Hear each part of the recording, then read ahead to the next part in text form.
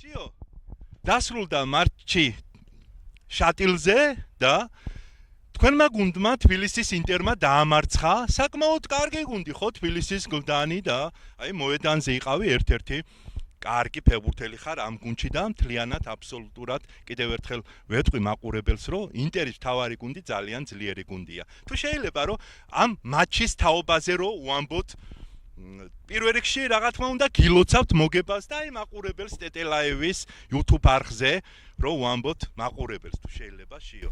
პირველ ტაიმში ცოტა გაგვიჭირდა ბურთის სამოტანა, მაგრამ ბურთს მაინც ჩვენ ფლობდით. მეორე ტაიმში აი ბოლო 15 წუთის მიწურული რო იყო, დავიღალე და ცოტა გვაწვებოდნენ შეტევაში. დიახ.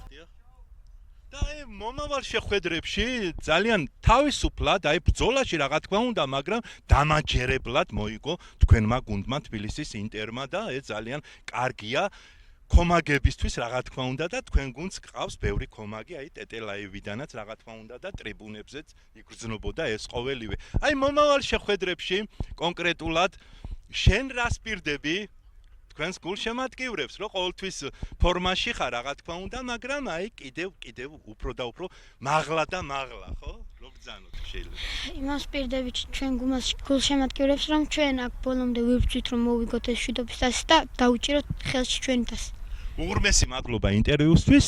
კიდევ ერთხელ გილოცავ მოგებას და მე მომავალში წარმატებებს გისურვებ. კარგად